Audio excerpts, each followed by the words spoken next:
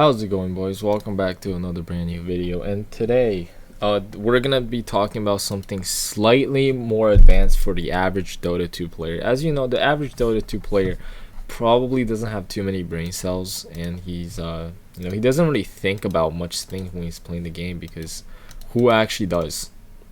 Anyways, back to the game, guys. If you want to be a TI player, there's one thing that it's kind of hard to understand, but I will try to explain the simplest terms possible, so anyone, even like a monkey, can fucking understand this. Okay, so there's really no excuse to not be doing this.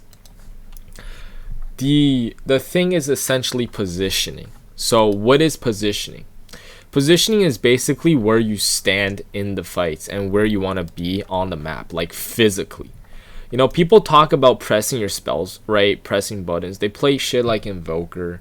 They press their buttons and whatnot. But what they don't understand is that the thing about Dota, pressing your spells, farming creeps, you know, like all this farming pattern shit, all this like fucking button pressing, all this itemization, all that shit, it only matters if you actually stand in the proper position. If you're fucking standing in the enemy base, none of that shit matters, because you will just die instantly. So what that means is that based on the hero you're playing, you need to know where to stand and you need to know where to take fights. On the most basic level, this essentially means, I'm going to slow it down just so you guys understand here. You know, if I speak too fast, maybe you guys don't understand me. There's two terms. One is on a single like player basis. I mean, if you're playing Enigma, you're going to position somewhere where the enemy can't see you. That could be in the back. That could be on the trees. That could be on a cliff. I don't know. Somewhere where the enemy just cannot see you. If you're playing like Storm, you need to know like where you can be when you don't get stunned. If you're playing Wraith King, you don't need to fucking position yourself anywhere, because there's no positioning with Wraith King. Just don't be pushing in too deep solo. That's about it, because you can use skeletons. If you're playing heroes like Drow Ranger, very big positioning here, hero. Any hero that likes their space, Zeus, you need to be very, very careful about positioning. I would even argue that 90%, not even 50, 90% of what playing Zeus and playing Drow Ranger is essentially positioning. There is nothing difficult about Zeus. Zeus has a spell that literally just two spells that you don't need to target anyone for. And these are basically fucking point blank targets. Like, there's nothing difficult about Zeus. The only difficult part about Zeus is essentially standing somewhere where you don't get hit. That's it. Which is something that's apparently very hard to do, because, you know, that makes the hero hard. Because once he gets caught, you know, he pretty much just fucking dies. So yeah, heroes that you don't require positioning are like Tidehunter. You know, heroes that are just tanky, that just doesn't really give a shit, like Bristleback. If you play a lot of these heroes, chances are you're probably very bad at positioning. Now, that is positioning on the most basic level, guys. The most basic level. That is fucking Herald level. If you want to get anywhere above the Herald rank, you have to understand this. It's essentially team positioning, where to take fights. Okay?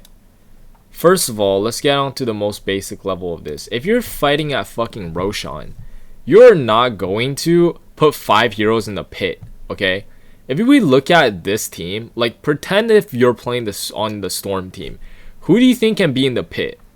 Let me just say this. No more than one person, or maybe to the most, 2 people can be in the fucking pit in this game. Why? Because they have Enigma and fucking Outer Titan. If you put 5 heroes hitting the Roshan, yes, it's going to kill it faster, but really the only person doing Roshan damage is like Wraith King. You're going to fuck yourself over so hard to the point that you just straight up lose the game. If they have Earthshaker, Tidehunter, anything that has like remotely any AoE, even something as simple as like a fucking Sand King, you might have to be careful. Or like Mars, really. Like a Sand King Burrow Strike sometimes scares the fucking shit out of me. And the positioning should be the Chen using creeps to scout. Jakiro needs to stand somewhere here, so he can also like cast spells and not, you know, get killed. Wraith King's hitting the Roshan. Maybe Necro's in there, like standing on the exact opposite side of the pit. And Storm needs to be somewhere here, So you can either pick up the Aegis, because he's going to be the guy carrying it, not fucking Wraith King. But Wraith King actually took it like 3 times this game. And, you know, this is just a random game I'm using as an example, by the way. This is nothing special. I think we lose this game, but it doesn't really matter. And if anything, Chen needs to be, like, able to use his ult. And, you know, some cases, if you have, like a Clockwork or some shit, Abaddon on your team that's a support Spirit Breaker, like status res, just stand on the hill, because the enemies are gonna approach like this or like this. And the one thing you don't want to happen is that all your team is standing here and Wraith King's getting killed by the fucking Roche, or 5 heroes hitting the Roche. You need someone to be scouting. Okay, spread out, man. Spread the fuck out. People love to group in Dota for no reason. That's like the second most common mistake, or the second most common error that people make. And that's pretty straightforward now that I explained that. Hopefully you understand what I just said. Alright, the next level is understanding towers and the importance of towers and where you can push. So, example, if you're pushing a lane, you're farming. This is like advanced, I would say. You know, you don't really think about this stuff until Legend. So when you're pushing a tower, you know, you have to understand how much you can push before you get killed. So let's say there's an enemy Storm. It means that when you're pushing a tower, Storm can just fucking TP and zap on you and just pull you here. Anyone else can TP and you will just die. Sometimes he just solo kills you.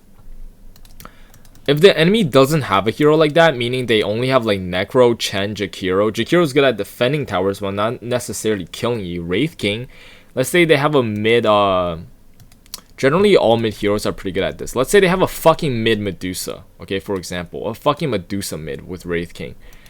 Then, yeah, go ahead, fucking push whatever, because they can't really kill you, and you can just walk away. Especially if you're playing heroes like Juggernaut and whatnot. So that's that. Outside of that, guys, I would have to say, besides that, I don't got too long because I gotta wrap up this video here. You know, pushing towers one to defend. And please, guys, do not be pushing tier 2s when there's like Roshan, or be pushing tier 2s when the 5 heroes are up. Maybe you fight them here, you know, you take the tier 1, and then they have like 5 seconds to respawn. They're gonna spawn with full mana, full HP, full spells. You're gonna die. And last thing but not least, do not try to push high ground if you're not that far ahead, especially if they have fucking Sniper or like fucking Dusa again, or any hero that can just clear waves like Jakiro, Kato. You need to kill them before you can go high ground, because you need creeps, man. You need creeps. These towers do a lot of damage. You haven't fucking realized. They do almost as much damage as like a fucking hero, like a carry hitting you all the time. Yeah, it hurts, man. It fucking adds up, even if it doesn't seem like it. Last but not least, if you're behind, please take fights on the high ground. Don't all die out of tier 2.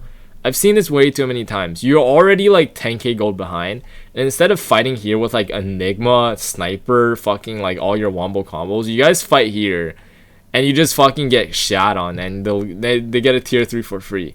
Why even bother? You didn't even accomplish anything here. Just fucking sit high ground and defend your tier 3 like a good little boy, instead of trying to fucking do some fancy schmancy shit. Now, with that out the way, guys, this is basically what I want to say, because I've seen this too many times. You know, crazy fucking amazing things happen when you fight high ground. Can you imagine? Yeah, it's absolutely fucking incredible. If you just sit and fight high ground, magical shit happen. Trust me. You're losing a game, tell your team to sit high ground, tell them to not get fucking caught here or anything like that. Stop trying to farm this fucking camp, because it's not worth. And crazy shit will happen, boys. So yeah, just fucking do it, or else you pretty much watched this video for nothing. Anyways, hope you guys enjoyed the video. I'll go more in depth to this in the next video if you guys are interested in this topic. Subscribe to the channel if you haven't already. Check out Twitch, check out Discord, check out the Patreon, check out anything and everything, boys. Have a very nice day, and I'll see you guys in the next one. Peace out.